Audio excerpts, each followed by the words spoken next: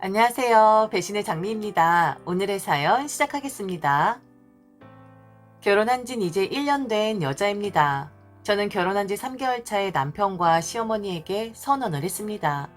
사랑받는 며느리를 거부하겠다고요. 며느리는 그런 존재도 아니고 사랑받으려 굳이 애쓰지 않아도 되는 존재라고 말입니다. 그리 되어도 충분히 결혼 생활 잘 할 수 있고 며느리라는 역할 충실하기보단 제가 먼저이고 저와 남편의 생활이 먼저라고 말을 했습니다. 요즘 시어머니들 며느리 눈치 보면서 산다 하지만 정말 그 말 사실입니까?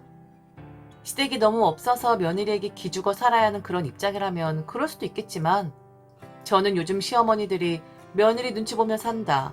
우리 아들 생각하는 것보단 우리 며느리를 항상 생각한다. 그래야 우리 아들이 편하다. 이게 다 며느리 눈치 보니까 이러는 거 아니냐. 라는 소리 들을 때마다 솔직히 기가 찹니다. 실체는 며느리 눈치 보는 척 하면서 뼈 때리는 말은 다 하고선 나중에야 내가 며느리 눈치 보여서 이런 말도 하면 안 되는 거지 라고 할 거면 그게 눈치를 보는 겁니까? 내가 이런 마음인데 그냥 참아주는 거야 라는 말이지. 그래서 저는 저 말 믿지도 않고 결혼한 지 1년밖에 안 된 며느리지만 절대로 며느리 눈치 보는 시어머니 거의 없고 여전히 지금 세상엔 내가 너보단 우위야 라고 말하는 시어머니들이 대부분이라고 생각을 합니다. 아들 부심이라고 말하진 않겠습니다. 저희 시어머니는 자식 부심이 대단하신 분이었어요. 남편에게 다 맞춰주기를 바랐었고 남편이 편안하기만을 바랐었고 남편이 잘 되기만을 바란 분이었죠. 그러면서 꼭 말미에는 그런 말을 합니다. 제가 복이 많다고요. 좋은 남자와 결혼한 것부터 시작해서 시집살이 시키지 않고 며느리 눈치 보는 시어머니 봤으니 전생에 얼마나 덕을 많이 쌓은 거냐고. 그리고 친정 엄마와의 대화를 제게 다시 복귀를 시키며 시어머니 아들이 얼마나 대단한지 그리고 얼마나 바르게 컸는지를 다시 한번 확인시켜 주지요. 저희 친정 부모님 남편 매우 좋아합니다. 시어머니 말처럼 바르게 컸고 성실하고 매우 좋은 사람입니다. 그런데 사람 간의 만남이라는 것이 다 끼리끼리 아니겠습니까? 그런 흠 하나 없는 남편이 저란 사람을 만나고 저란 사람을 배우자로 선택을 했다면 저 또한 그런 사람 아니겠어요? 다들 인정을 하는 부분이었는데 오직 시어머니만 인정이 안 되는 부분 같았어요. 남편이 최고였고 남편이 저를 선택하는 바람에 제가 좋은 남자를 만나는 기회를 얻게 된 것이라고 말을 하는 분이었습니다. 그럼 딱 그 선에서만 끝나면 될 것을 반복 또 반복. 친정엄마 이야기하면서 딱 봐도 사부인께서도 당신 딸이지만 사위가 아깝다라고 생각을 하는 것 같더라. 실제로 그런 비스무리한 말을 하기도 했었다. 우리 아들 같은 사위 둬서 친정 부모님이 행복해 하시지 않느냐. 자랑 많이 하시는 걸로 알고 있는데 이러다가 완전히 우리 아들 빼앗기게 되는 건 아닌지 노파심이 든다. 사위 사랑은 장모라는데 우리 아들은 장인한테까지 사랑을 받으니 이 얼마나 대단한 일이냐. 솔직히 너보다는 우리 아들을 좀 더 귀히 여기지 않느냐 등등. 우선 저희 시어머니의 워딩이 어떤 식인지 예를 한번 들어보도록 하겠습니다. 그럼 아마 어떤 스타일인지 여러분들도 아실 듯 싶어요. 이게 과연 며느리 눈치를 보는 시어머니인지 한번 들어봐 주시겠습니까? 사부인이 우리 아들 보약해 먹이셨다며. 아우, 걔가 원래부터 여기저기서 사랑을 받는 애야. 결혼 전에도 여자친구를 만났다 하면 꼭 그 여자친구 엄마들의 마음을 홀딱 다 빼앗아 놓더라고. 여자친구랑은 헤어져도 헤어진 여자친구들 엄마랑은 연락을 하고 지냈을 정도였거든. 아, 물론 우리 아들이 그렇게 생각이 없는 애가 아니니까 당연히 우리 아들은 엄마들이 연락을 하면 정중하게 거절을 했었지. 그런데 아니 집에 무슨 날만 되면 알아서도 선물을 보내는데 아이고 내가 그거 정리하고 다시 보내는데 시간 꽤나 들었었다. 그리고 자기 딸이랑 헤어지지 말아달라고 집에까지 쫓아오고 한 정신 나간 여자는 자기 둘째 딸이 있는데 걔랑 한번 만나보는 게 어떠하겠냐고 중매까지 섰었다니까. 호호호호. 너는 얼마나 행복한 애니? 그런 사랑받는 남자를 네가 독차지했으니 말이야. 아휴, 내가 이런 망언을 했네. 아가, 미안하다. 며느리 눈치 봐야 하는 시어머니가 아유, 요 조동이가 문제야 문제. 미안해. 그런데 사실은 사실이니까. 아니다. 이런 말 하면 또 아들 부심 있는 시어머니란 소리 듣겠지. 그냥 못 들은 걸로 해라. 오호호호호. 알겠지, 아가? 믿기진 않았지만 솔직히 저런 엄마들이 어디 있습니까? 이 딸이랑 헤어지니 다른 딸을 들이밀었다고요? 아, 좀 과장이라 생각되어집니다. 암튼 저런 말들을 에피소드 바꿔가며 지속이 되었고 결국 저는 3개월 만에 시어머니란 분이 어떤 분인지 간파하게 된 것이었어요. 말씀은 그리하십니다. 당신께서는 며느리 눈치를 절대적으로 보시는 분이라고요. 그런데 정말 며느리 눈치 보시는 분이 하실 수 있는 말인가요? 아니잖아요. 그래서 저는 가장 먼저 제 호칭에 대해서 먼저 변경해 줄 것을 요구했습니다. 결혼하면 시어머니들은 며느리를 가리켜 아가라고 부릅니다. 왜 아가라고 부르는 걸까요? 저는 아가가 아닌데요. 아가라고 부르는 이유는 쉽게 예측할 수 있습니다. 새 가족이 된 며느리를 소중히 생각하는 마음에서 그리 부른다는 것을요. 그런데 3개월이 지났을 때 시어머니를 간파했을 때 저는 어떤 구절이 하나 생각이 났습니다. 아가라고 부르는 것은 착한 며느리, 사랑받는 며느리로 쑥쑥 자라거라 하는 무언의 압박감으로 느꼈었다는 어느 한 사람의 필명에 대한 스토리가요. 시부모님 말씀 거역하지 말고 시가의 규칙을 마땅히 따르고 시댁의 주축인 남편을 위해 일평생을 바치기 위해 새로 태어난 아가?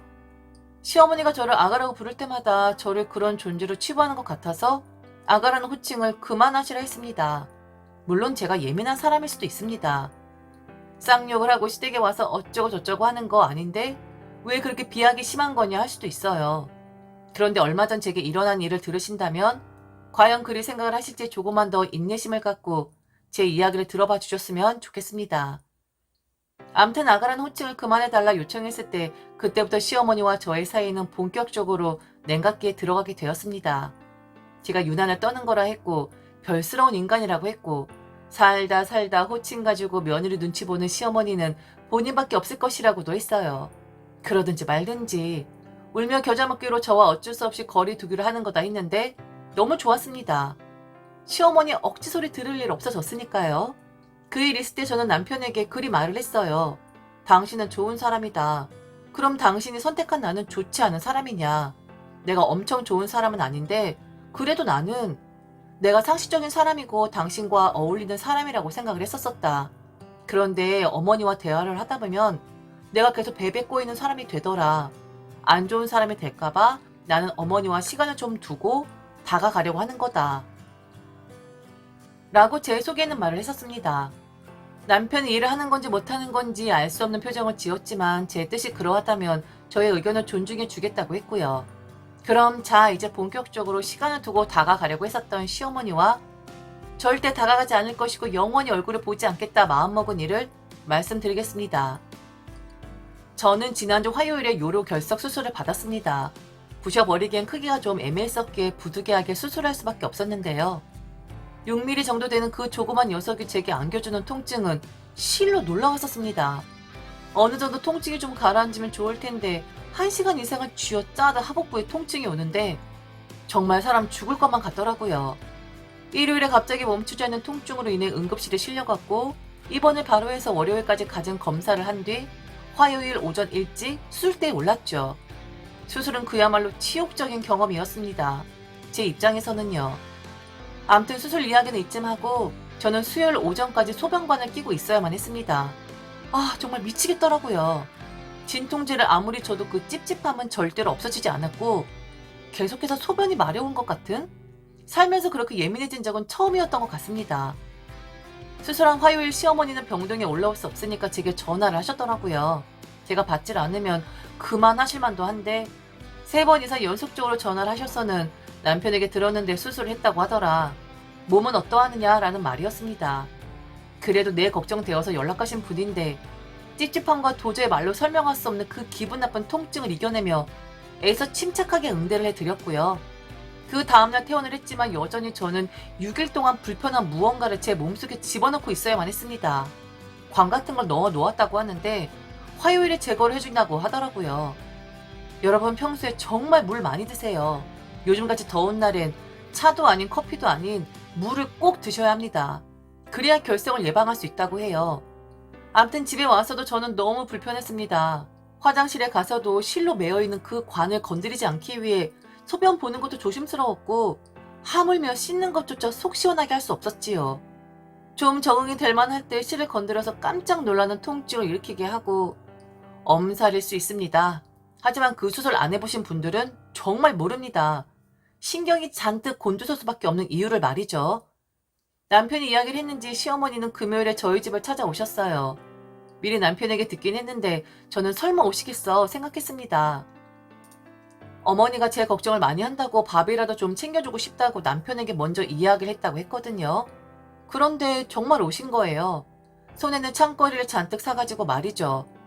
불편함이 있었지만 그래도 찾아오신 분이고 며느리 밥 챙겨주겠다고 일부러 행차하신 분이니 최대한 불편함 감추려고 노력을 했습니다. 그런데 그때 다시 또 시작이 되었습니다. 몇 개월 동안 서로 거리 두기를 하고 있었었는데 당신께서 많이 서운하셨다고 하더라고요. 그러면서 서운했던 것을 음식하시며 쭉 읊어대시는데 변할 수가 없구나. 저기 우리 시어머니의 본성이구나. 이젠 대놓고 저리 말씀하시는 거구나. 라고 생각이 되어졌습니다. 시어머니는 제게 다정하게 대하는 남편이 보기 싫으셨답니다. 당신이 그렇게 키우지 않으셨다고요. 왜 당신 아들이 음식물 쓰레기를 버려야 하는지도 모르겠고 부엌에 들어가야 하는지도 모르겠다 하시더군요. 금이야 오기야 세상 누구에게 준들 아깝다라는 소리 들을 정도로 그렇게 키워 놓았는데 당신 아들이 결혼을 하고 나서 부엌뜨기가 된 것만 같았다고 합니다. 그리고 한 가지 더 짚고 넘어간 것이 있는데 그건 바로 제 입원했을 동안의 일 때문이었습니다. 젊은 애가 왜 1인실에 있었니? 대부분 다인실에 있는 거 아니니? 1인실이면 그거 보험 처리도 안 되는 거 아니야? 내가 아들한테 슬쩍 물어보니까 너 3일 동안 1인실 비용만 150 이상 나왔다고 하더라. 참, 네 돈 아니라고 막 그렇게 쓰는 거니? 아니면 너는 그렇게 특별 대접받아 마땅하다는 거야? 무슨 애를 낳은 것도 아니고 돌멩이 하나 뺀 주제에 1인실? 예, 지나가던 개가 다 웃겠다. 그깟 정도의 1인실 입원했다고 하면 1인실 사용한 게 저렇게 욕먹을 일입니까? 제가 해달라고 한 것도 아니고 남편이 알아서 해준 건데 그럼 정신없는 제가 1인실은 안 돼. 다인실로 해줘.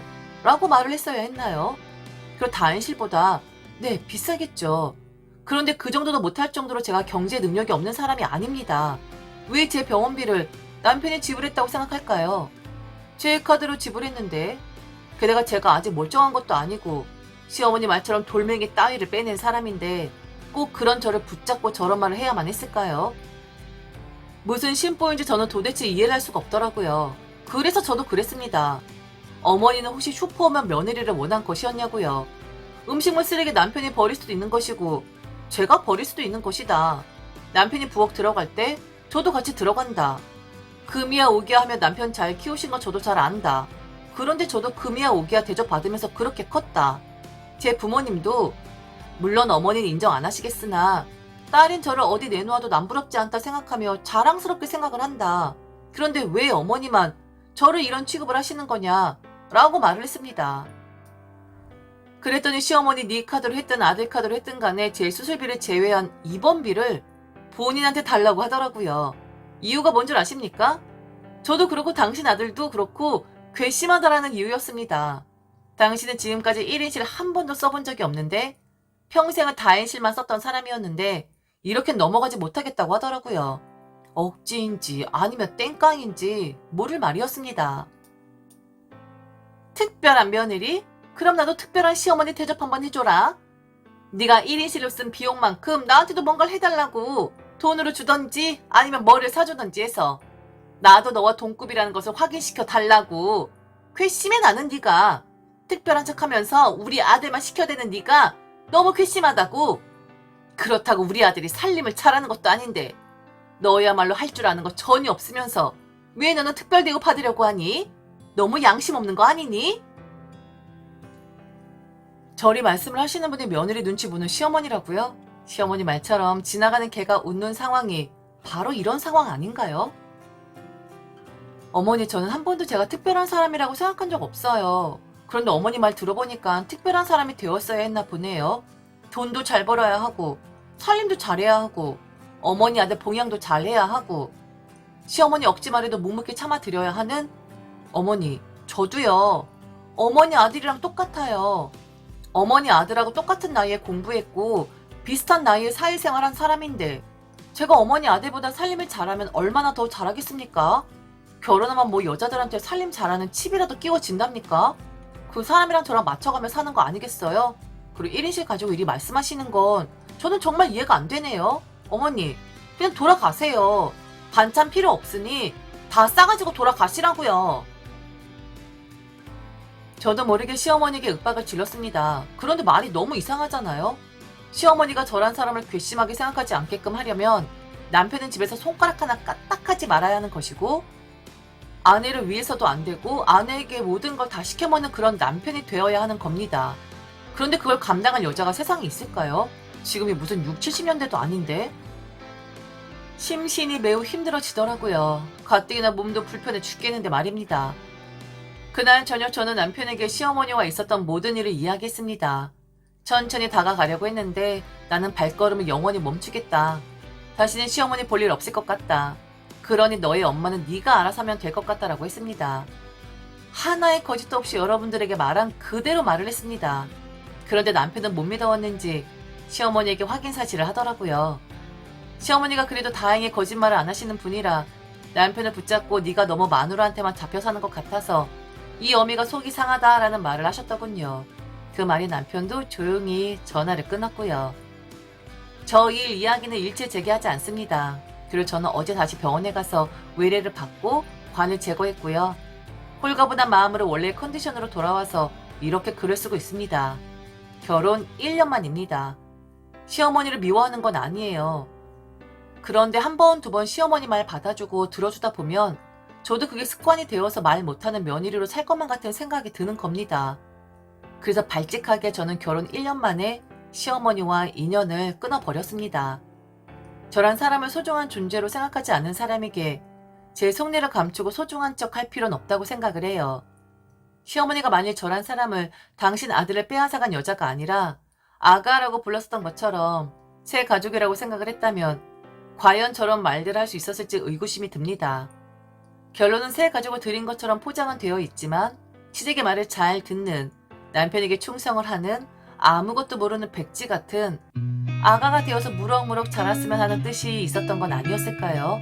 여러분들은 어찌 생각을 하시나요?